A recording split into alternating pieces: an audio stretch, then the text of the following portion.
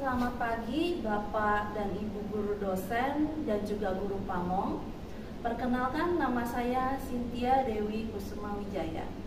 Saya adalah mahasiswi PPG dalam jabatan tahun 2023 di Universitas Pamulang. Pada hari ini saya akan mewawancarai narasumber dengan topik masalah eksplorasi penyebab masalah pada siswa. Hari ini narasumbernya adalah Mr. Jasper. Beliau adalah Wakil Kepala Sekolah Bidang Kurikulum. Yang akan saya tanyakan kepada Mr. Jasper, apa solusi dari permasalahan motivasi belajar siswa yang rendah? Ya, terima kasih Miss Cynthia. Pertanyaannya, apa solusi untuk siswa yang motivasinya rendah ya? Nah, ini suatu pertanyaan yang sering kita bahas sebenarnya gitu ya. Kalau bicara tentang motivasi yang rendah itu banyak faktor sebenarnya ya, banyak faktor. Kalau pengalaman saya tentunya saya sangat butuh bantuan ya dari pihak-pihak terkait, terutama bagian siswa. Kalau bicara tentang motivasi yang rendah, yang pertama kita harus tahu adalah keadaan keluarganya. Keluarga apa? Seperti apa sih background dari keluarganya, atau kondisi apa yang terjadi di keluarganya yang membuat siswa tersebut menjadi malas belajar, motivasinya rendah, kenapa? Jadi tahap pertama yang kita lakukan adalah melakukan pendekatan. Yang kedua, kita melakukan wawancara dengan siswa yang pertama. Lalu kita juga memanggil orang tua atau juga bisa memanggil orang terdekatnya. Jadi kita tahu data valid, data yang benar-benar yang sedang dialami oleh siswa tersebut. Kemudian kita melakukan tahap berikutnya, kita melakukan pengambilan kesimpulan sementara. Apa yang menjadi penyebab dari siswa tersebut sehingga punya motivasi yang rendah dalam belajar. Nah, yang selanjutnya kita mencoba untuk mendiskusikan bersama-sama dengan pihak-pihak yang terkait sehingga kita mendapatkan suatu hipotesis awal apa yang kita lakukan selanjutnya. Nah, selanjutnya bagaimana? Berarti ada eksekusi lanjutan apa yang kita lakukan kepada siswa tersebut. Nah, jadi kita tahu inti masalahnya, bukan hanya sembarangan kita mengambil suatu hipotesis yang istilahnya tidak berkualitas, tapi didasari dengan data yang cukup valid. Seperti itu. Oke, baik Sir. Untuk pertanyaan selanjutnya, bagaimana cara Mr. Jasper menangani masalah siswa yang kesulitan dalam menjawab soal HOTS? Kan untuk soal ujian PTS dan PAS sekarang menggunakan soal HOTS, soal KM yang berbasis literasi numerasi. Oke. Pertanyaan ini juga tiap tahun kita terima. Jadi kita perlu tahu bahwa setiap anak punya kemampuan yang berbeda-beda. Biasanya setiap guru kita akan arahkan melakukan pretest dulu di awal ketika dia masuk di SMA contohnya. Jadi kita tahu levelnya dia seperti apa.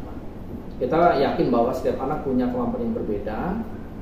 Pasti mereka akan mendapatkan suatu kesulitan yang berbeda-beda juga. Untuk yang mempunyai kemampuan yang sangat bagus, sepertinya tidak ada masalah. Kita tinggal enrichment atau melakukan pengayaan sehingga anak tersebut makin bagus, makin mengasah kemampuan. Masalahnya adalah ketika anak tersebut mempunyai masalah ketika dia kurang bisa memahami soal HOTS. Soal HOTS ini kan soal yang cukup lumayan ya buat siswa. Enggak semua murid bisa dengan cepat memahami soal HOTS. Nah, yang kita lakukan yang pertama adalah mencoba untuk menyampaikan materi tersebut dengan semudah mungkin, dengan bahasanya. Seperti tadi yang saya sebutkan, yang pertama setelah melakukan pretest, yang kedua adalah menyampaikan materi tersebut sesuai dengan bahasa mereka. Dengan penyampaian komunikasi yang baik, akibatnya anak itu akan mencoba untuk memahami materi tersebut dengan baik. Oke, selanjutnya jika dengan bahasa mereka sudah masuk, dalam arti mereka mengerti yang materi tersebut, kita mulai masuk yang namanya soal HOTS tersebut. Soal HOTS yang digali terus menerus dengan bahasa dia, sehingga anak tersebut mulai mengerti. Walaupun dengan tidak secara cepat ya, anak tersebut memahami, apalagi misalkan kayak soal numerasi kan gitu ya, itu sangat applicable dalam dunia sehari-hari. Dan kita akan terus melakukannya secara terus menerus. Jadi repetition yang terus menerus sampai dia mengerti topik tersebut. Jika dalam level yang rendah dia sudah memahami, kita akan berikan level yang medium, dan kita berharap untuk level yang cukup sulit dia bisa memahami. Jadi kita lakukan namanya pendekatan siswa seperti itu. Dan pertanyaan terakhir untuk Mr. Jasder, bagaimana jalan keluar dari permasalahan siswa yang ketergantungan atau kecanduan dengan gadget? Oke. Kita perlu garis bawahi bahwa teknologi begitu cepat, bahwa ketergantungan gadget itu menjadi suatu masalah.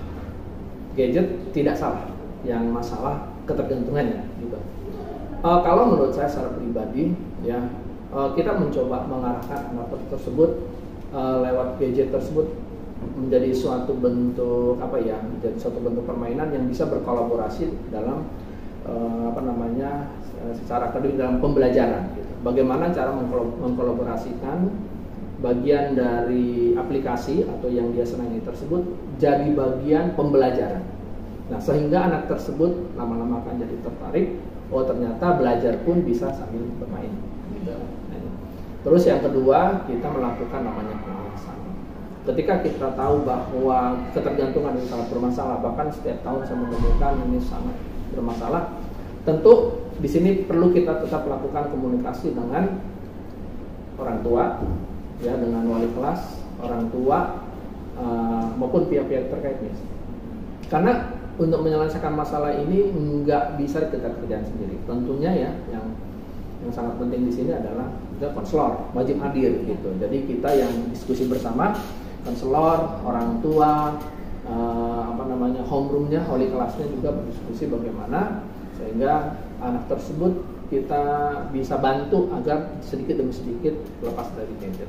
Tapi intinya supaya berkolaborasi dengan baik dalam dunia pembelajaran, bagaimana kreativitas seorang guru agar bisa mengkolaborasikan teknologi dengan pembelajaran dalam sehari. Seperti itu. Oke, baik Mr. Jasder, terima kasih banyak atas Sama-sama, waktu yang diberikan.